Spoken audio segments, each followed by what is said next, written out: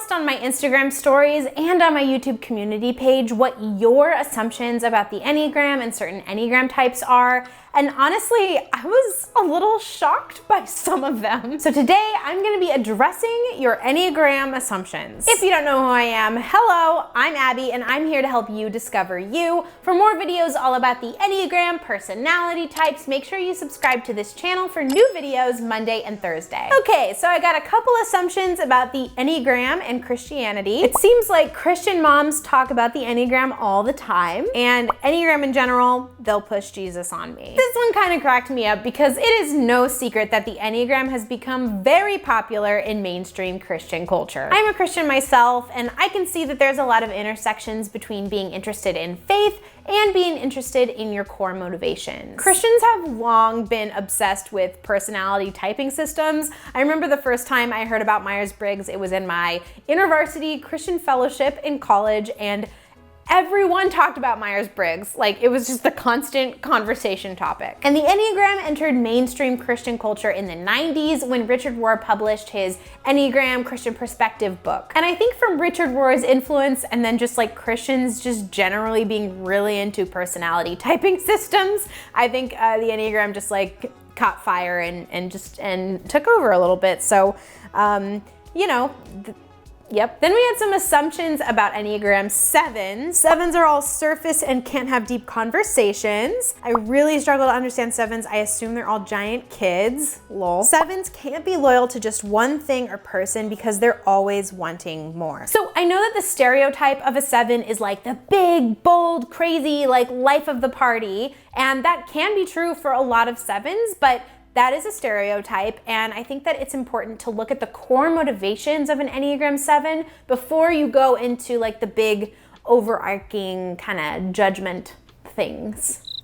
Yes. So an Enneagram 7's core fear is being trapped or deprived and being in emotional pain. I think this is where the 7s are not loyal assumption comes into play because they have like intense like FOMO and they have trouble with commitment, but that is an Enneagram 7 who is really out of alignment. When a 7 is in alignment, they are fully capable of staying in the present moment while still being like really playful and joyful, their joyful selves, but also being grounded and rooted in what's going on right now. Type 6s are doom and gloom, and 6s are useless.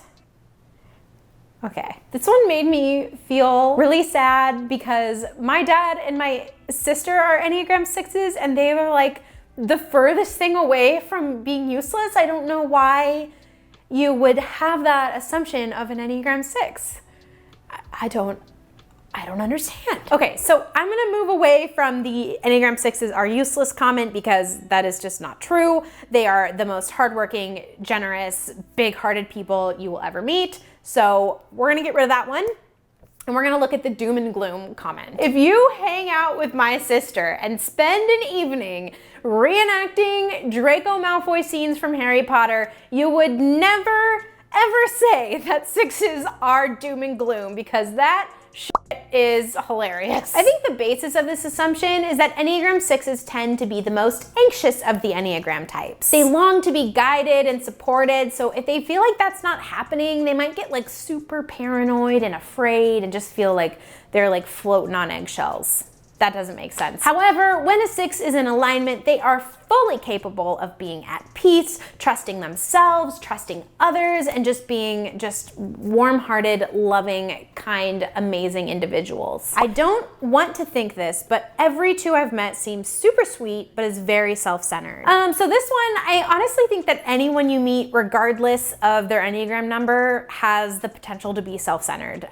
I'm self-centered all the time, and I'm sure you are too, honestly. No offense, but we all are. Perhaps where this assumption comes from is that the 2's core weakness is pride. Basically, if 2's are out of alignment, they can be really prideful that they alone know who is weak, who needs help, and that they alone know exactly what to do to help them. This could also come from the strings attached mentality of an unhealthy 2. They help people because they think the only way other people will love and help them is if they give to get.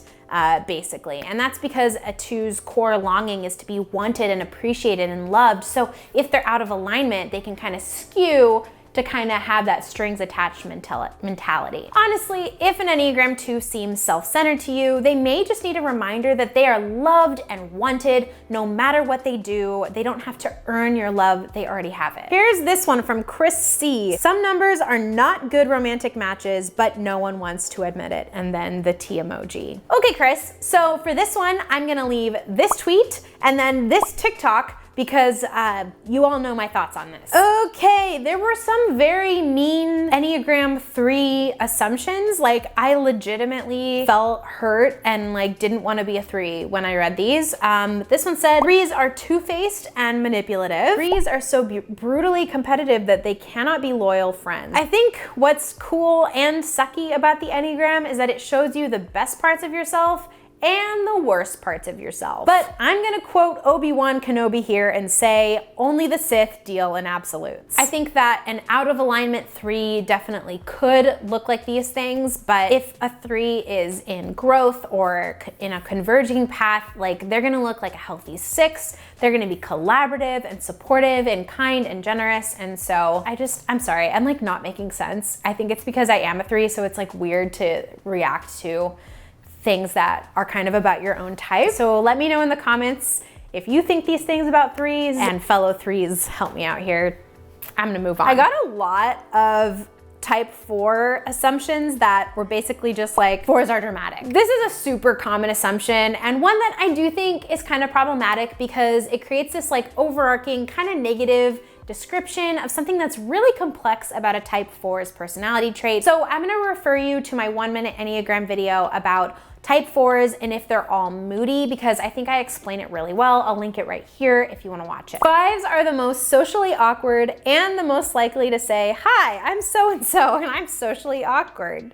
Okay, I chose this one because I just thought it was funny. 5s, weigh in here. Are you socially awkward? I'm a 3-wing 4 and I feel like I'm socially awkward constantly. Like even in this video, I feel like I've been pretty socially awkward. So yeah. Type 8s are too blunt and therefore struggle to make social connections. I'm gonna refer to my female Enneagram 8 video here. Amy Grandy, who was in the 8 video, described it really well. She said, we're not heartless. It's actually the exact opposite. We have hearts that are so big and we really care about the people we believe in and the things that we believe in. I really encourage you to watch my Enneagram 8 video. I'll link it right here if you believe that 8s can't make deep social connections, because I learned a lot about 8s in that video from female Enneagram 8s, and I think it's really helpful to see how much type 8s are an asset. When I first found out about the Enneagram, I didn't think I could be a 9. The name Peacemaker is misleading, especially as an introvert. 9s avoid conflict and certainly want peace, but don't necessarily resolve conflicts between other people as a peacemaker. I think this point is really interesting because I actually think this is one of the biggest downsides of the Enneagram typing system in general. I have a friend who's a type 1, and for so long, she didn't think she was a 1 because the type 1 name is the perfectionist,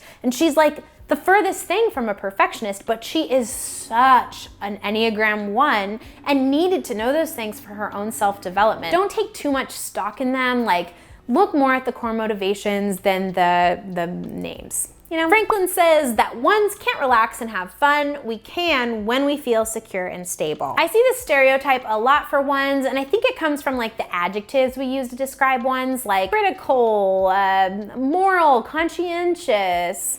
Those aren't fun words. For this one, I think it's important that the Enneagram has paths for a reason. And if you don't know what paths are, it's basically the inner lines within the Enneagram connecting you to different numbers on the Enneagram, and it's where you go in stress and where you go in growth. So if a 1's in stress, yeah, they're gonna hold tightly to control, they're gonna have trouble letting go and relaxing and having fun. But if a 1 is in growth, they move towards the healthy side of a type 7. This means that 1s always have access to the fun, spontaneous, and like joyful sense of freedom that is easily accessible to a healthy type 7. Let me know if this video was helpful or fun to watch. If you want to see more, maybe once a month, let me know in the comments down below. Have a wonderful day, and I'll see you in the next video.